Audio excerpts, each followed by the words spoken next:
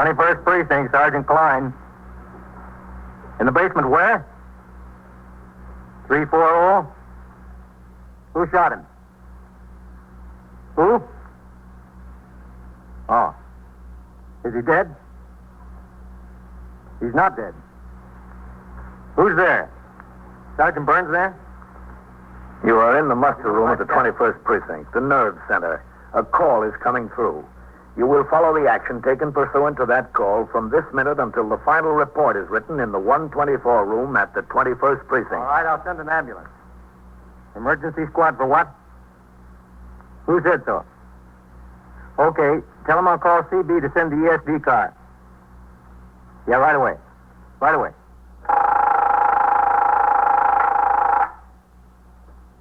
'21st Precinct. It's just lines on a map of the city of New York.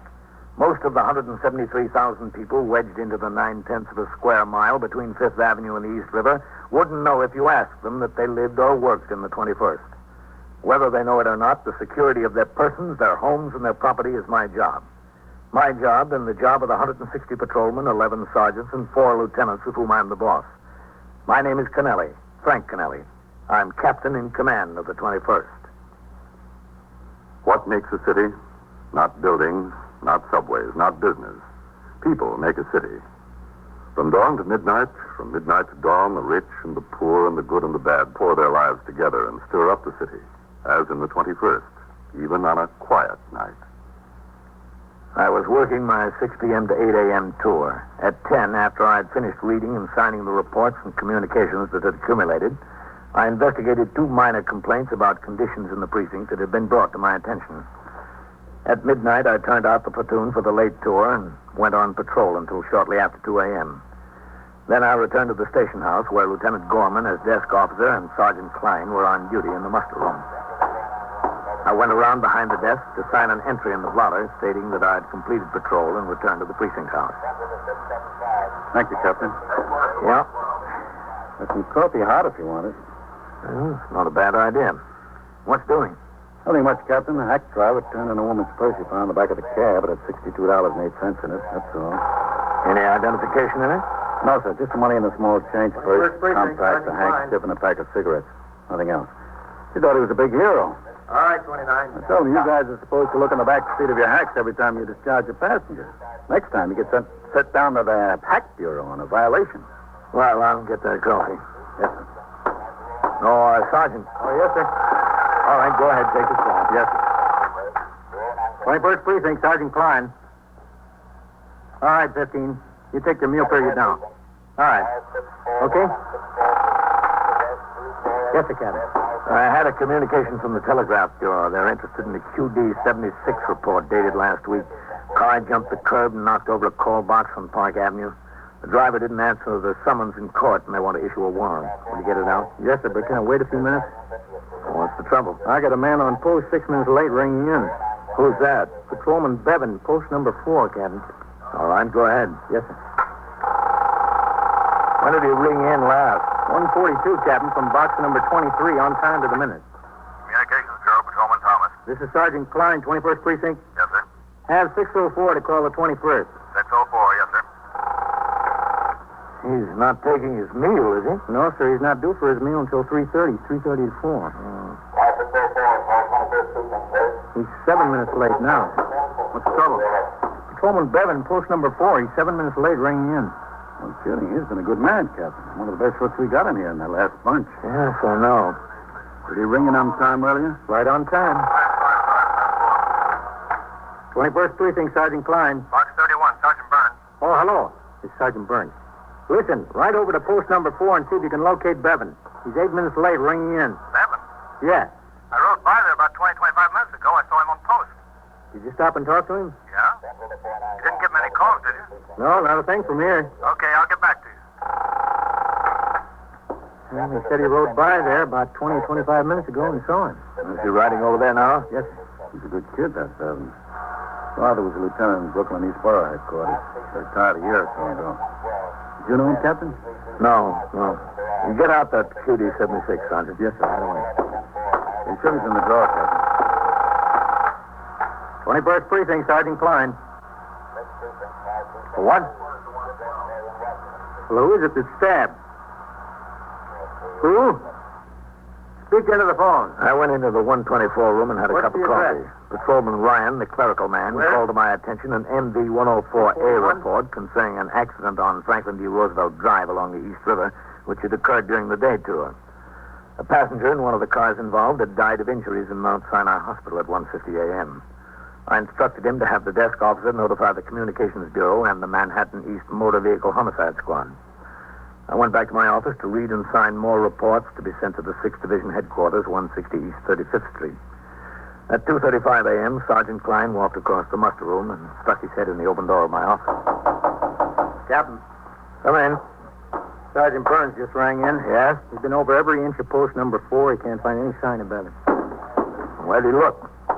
Just on the street? So far, Captain, that's all he had time for. All right, come on.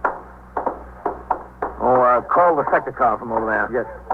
Have him drop his recorder on post number 4 and bring the car by here for me. Yes.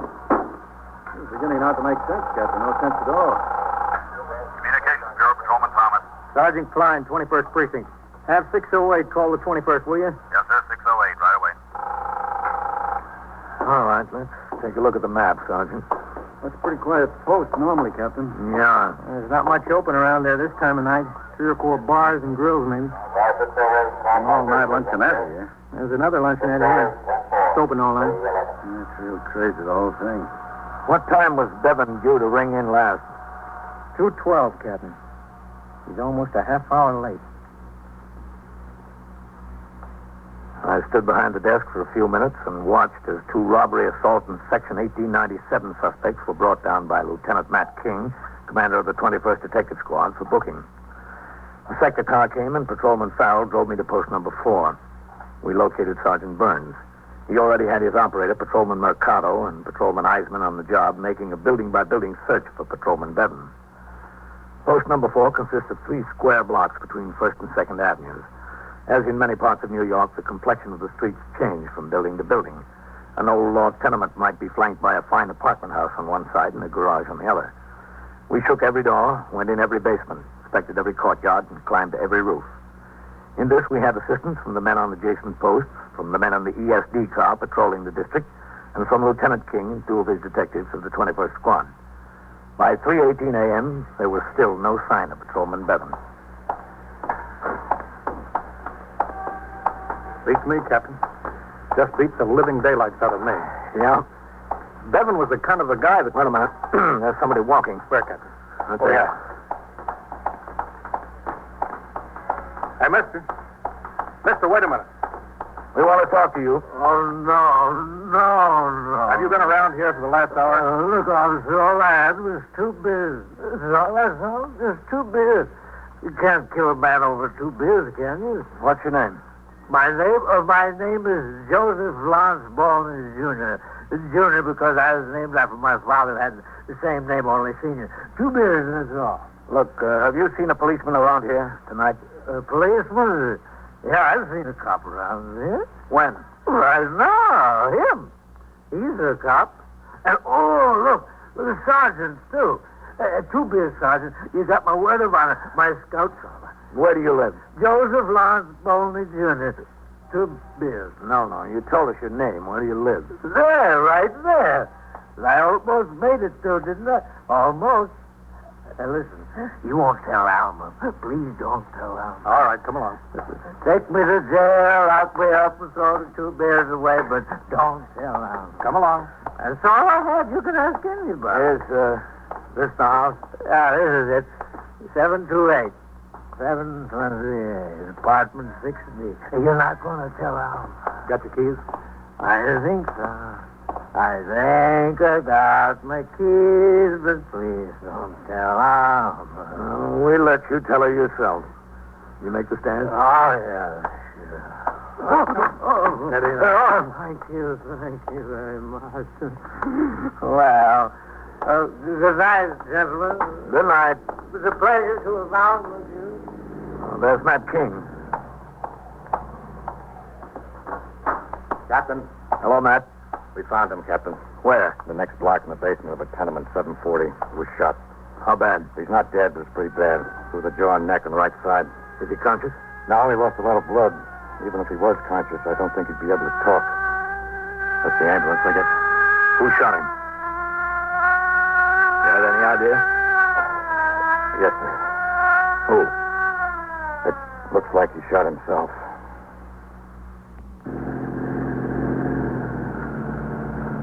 Lieutenant King drove us around to the house.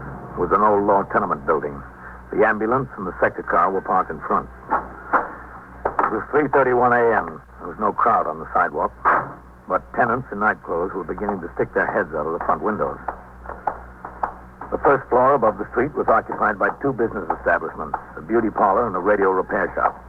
An iron gate and fence separated the basement stairs from the sidewalk. We went down. Go ahead, Captain. The basement's been vacant for about a year. Yeah. Be right with you, Captain. Whitey. All right, be careful now. Yeah. Roll him on the stretcher. Just roll him on. All right, get his feet there. Okay, I got them. Easy now. Easy. Okay. All right, thanks. Thanks a lot. Doctor, I'm Captain Kennelly. Captain? How does it look? It went through the maxillary bone of the jaw, Captain. On the way, it probably hit a vein in the neck. Lost a lot of blood. How is he? Pretty bad. Did he shoot himself? The gun was fired at very close range, Captain. Not farther than this. His face and head are full of powder marks. I see. All right, easy with him. All right, lift together now. Yeah. Come on, lift. This way. Watch it. You've got very little clearance there. Easy, easy. What's the turn there? That's it. Hold that back end high going up. Captain, Yes, Matt? Whitey and Novak have been talking to the tenants. Yes? They can't find anybody who heard the shot. The next floor up is stores, and the flats don't start until the second floor. Only one shot? Are you sure? That's all that was fired from a service gun, Captain. Is it possible he chased someone down here? Is it possible they had a gun and shot him? Yes, sir, it's possible. But not likely. No, sir. That shot was fired at very close range. There isn't any sign of another person being down here. Is that his flashlight there? Yeah, we're leaving it lay there for a while till we get some measurements. Was it turned on? It was on, Captain. The switch, that is. The light was broken when it dropped, apparently. The gun was on the floor right near him. How old is he, Captain? He's on his way, Captain. How old is he, Sergeant? 24, 25. Married? Yeah, he's married. A couple of young kids. You have any personal problems you know of? Not that I know of, Lieutenant.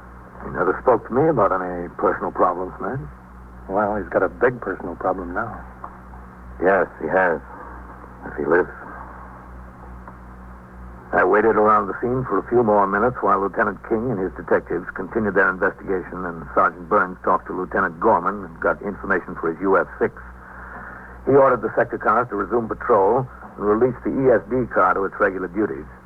From a call box on the corner, I gave instructions to the desk officer to notify the division command regarding the occurrence. He told me that according to Patrolman Bevan's records, he resided in Jackson Heights, Queens. His wife's name, Marion. I instructed Lieutenant Gorman to call CD with a request that the 110th Precinct notify Patrolman Bevan was wounded and in Bellevue Hospital. Otherwise, things were still quiet in the precinct. Patrolman Mercado was assigned to post number 4. Patrolman Farrell drove me downtown to Bellevue. I waited in the doctor's lounge for the surgeon. Dr. Lowfield? Yes, I'm Dr. Lowfield. Captain Kennelly, 21st Precinct. We met. Oh, yes, Captain. Well, what kind of a chance do you think he has? Fair, Captain, just fair. No better than that? Well, we tried to probe around in there when he came into emergency. We couldn't reach the slug. It's pretty deep. There's no telling where it went after it penetrated or what organs it hit. I sent him up to be x-rayed. That'll locate the slug, and I'll go in after it. Well, does it have to come out now? The sooner the better, Captain. What does surgery do to his chances, Doctor? Well, he's apparently a very healthy young man, physically. Under the circumstances, his pulse and respiration are both better than can be expected. I see. Does it appear to you that he shot himself? The gun was fired at very close range. Powder mark? That's right, yes, sir. He has a family, doesn't he? Yes, his wife's been notified. She's on her way. Should be here any minute. I'll have to talk to her and explain what I plan to do. I'll need her consent. No, I don't think there'll be any trouble about that, Doctor. Oh, excuse me. Sure. Dr. Lowfield? Yes. All right. Right there. Yes, we'll be on. Thank you. Mrs. Bevan. She's waiting out at the reception desk. All right. That way, Captain. Thank you.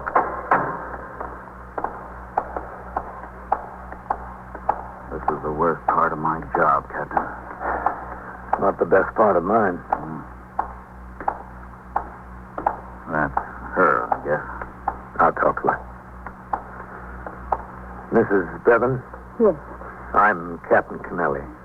How's Joe? Where is he? Well, this is Dr. Lowfield. He's dead, isn't he? That's what you're going to tell me. No, he's not dead. You sure? You're positive? I just left him. You'd better sit down, Mrs. Bevan. That's all right. Please, sit down. Yes, all right. It's awful. Really the worst thing in the world. We're going to have to operate. Right away? Yes, right away. If it's got to be done. Suppose it's all right, isn't it, Captain? Yes, it has to be done. All right. Well, Doctor, yeah? can I see him?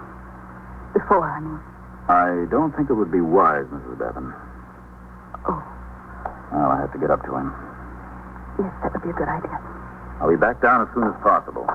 As soon as possible. What was his name? Doctor who? Dr. Lowfield. He good? Fine as they come. That's good.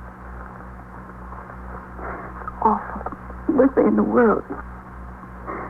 Joe would come home and tell me about notifications. He'd tell me how I'd have to find a mother or a wife or a father and tell them that someone was hurt or dead. He'd tell me how I'd always get a neighbor who knew the person he had to notify. And then the doorbell rang, and there was Mrs. Petey from next door, and then Mr. Patrolman. I screamed. I really screamed. I don't know what it's like. I know, Mrs. Bevan. I knew what they were going to say. They were nice, very nice. But he didn't know anything. Just that he was shot and that he was here. He didn't know how or why or how bad or anything. Make it worse, the kids woke up. Or one of them, Jackie, I think. Mrs. Creedy's staying with them. But she's glad her husband isn't a cop. He's a salesman or something. Very nice people. I'm sure they are. Captain, you got to tell me how bad is Joe. He's going to die. I don't know what I'd do. He's in serious condition, Mrs. Bevan. Serious? God.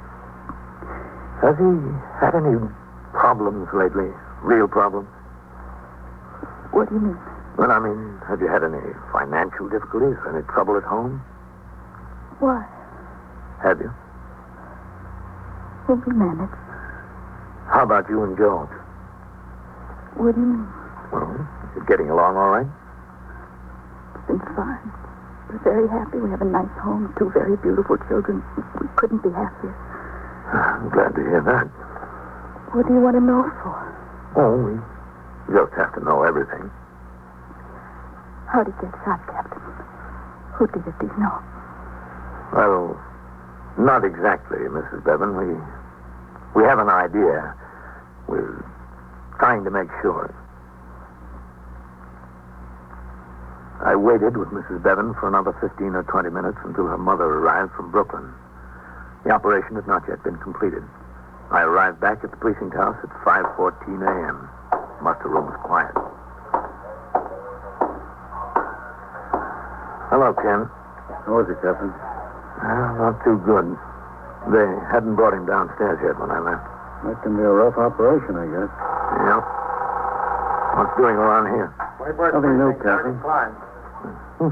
All right, 31. Hello, Captain. Any messages, Sergeant? Just division headquarters. The division captain wants you to call if there's any change in Bevan's condition. You needn't bother unless there's a change. Okay. Hasn't been a change, has it? No. Still critical. Beats me. Sure beats me. Here's some hot coffee, Captain. No, thanks. 21st Precinct, Sergeant Klein. Captain Kennelly there. Who is this calling, please? Dr. Lowfield at Bellevue. It's important. Hold on, please. Captain, Dr. Lowfield of Bellevue. All right, I'll take it here. Captain Kennelly. Dr. Lowfield, Captain. Yes, Doctor. I finished the operation. I think he's going to be all right. Good. That's good news. The bullet was lodged in the buccinator muscle on the contralateral side of the mouth. I got it out. He has a fractured jawbone, which I set, and he lost a lot of blood. So I think he'll pull out of it all right. Mm-hmm. He's not conscious, is he, Doctor? No, he isn't. Listen, Captain. Yes? Do all your men carry a standard service revolver? What do you mean? Well, do you all carry 38s? In uniform, the men are required to carry a 38 special. Why? Is that what Patrolman Bevan had? Yes, what's your point? Well, the slug I took out of him was a little beat up, but it doesn't look like a 38 to me. Doesn't it? I'm no expert on guns, but, well, I used to fool around with him a little bit in the Army. It looks more like a 32 than a 38, Captain. Where is this slug? Well, I'm holding it, Captain. A detective from your precinct asked me to. Lieutenant King? Yes, I think Lieutenant King. Well, hang on to it, Doctor. Just hang on to it. I will. I intend to. And thanks. Thanks a lot. All right. Bye, Doctor. Any change in his condition, Captain? There's been all kinds of changes. I'm going upstairs to see Lieutenant King.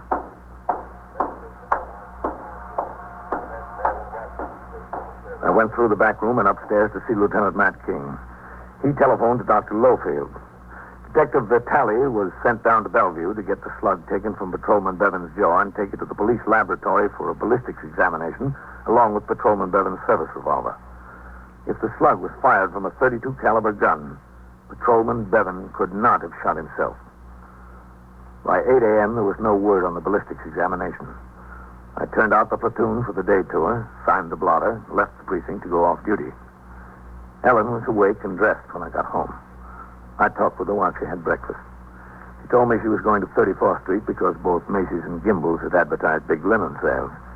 Ellen left the house and I went to bed. A hot sun flashed in under the shade. I don't know how long it took me to fall asleep. Maybe it only seemed long.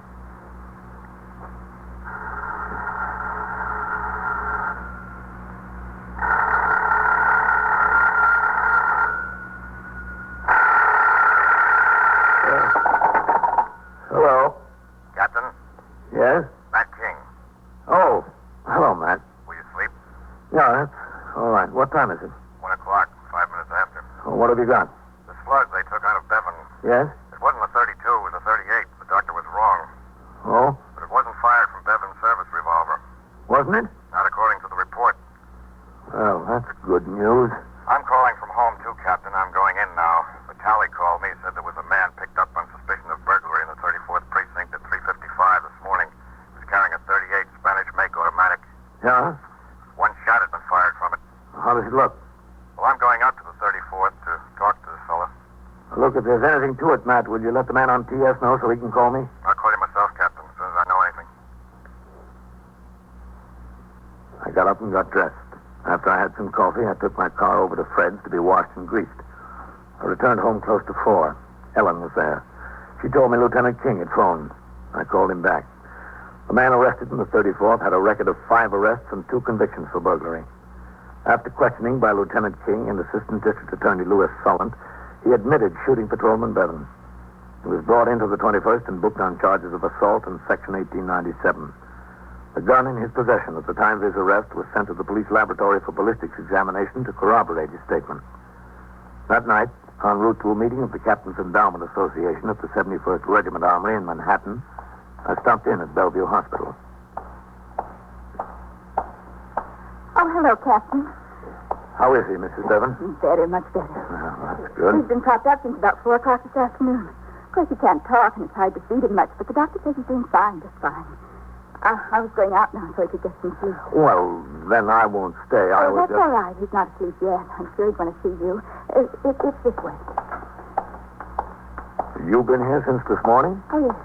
My mother was here for a while, and then she went out to the house to take care of the kids. Mrs. Creedy couldn't stay all day. She has children of her own, you know. It's in here. Let me stick my head in and make sure he's not asleep. Joe? He's still up. Come on in. Guess who's here, Joe? Captain Kennelly. Hello, Joe. The doctor told me it'd be at least a week before he'd be able to talk again. You know, it was real funny. The detectives from the precinct, what were their names, Joe? Kinney and Goldman? Kinney and Goldman, they came down here and wanted a statement from Joe on what happened. Do you know them, Captain? Oh, yeah. But it was really funny, wasn't it, Joe? He couldn't say a word to them. It was all right anyway, because they knew what happened from the man that shot him. Joe saw him come down a fire escape. He chased him. He chased him into that basement. Is that right, Joe? Well, he just robbed an apartment. Anyway, Joe followed him down into the basement. He was looking around for him with his flashlight, and the man was hiding behind a partition. And then when Joe got this close, he shot. Joe fired one shot that didn't do any good. Isn't that right, Joe? Anyway, we're glad they got him. Very glad. We're glad Joe's going to be all right. I was worried this morning, Captain. So was I. I didn't know how things were going to turn out. I thought he was dead or dying. But look at him. Strong as an ox. Anxious. Well, maybe it's a good thing to keep in mind, Mrs. Bevan, for all of us. Things can look a lot different than they really are.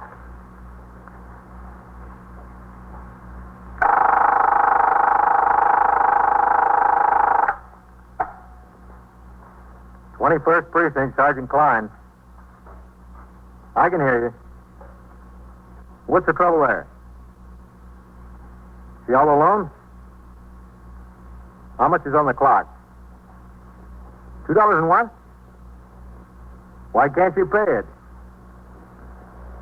Where'd she lose it? Where? Doesn't she have any money? Nothing, huh? Well, all right. You're driving a hack. Drive her into the station house. We'll talk about it when you get here. And so it goes. Around the clock, through the week, every day, every year. A police precinct in the city of New York is a flesh and blood merry-go-round.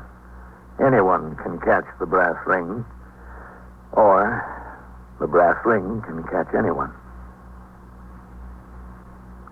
21st Precinct, a factual account of the way the police work in the world's largest city, is presented with the official cooperation of the Patrolmen's Benevolent Association, an organization of more than 20,000 members of the Police Department, City of New York.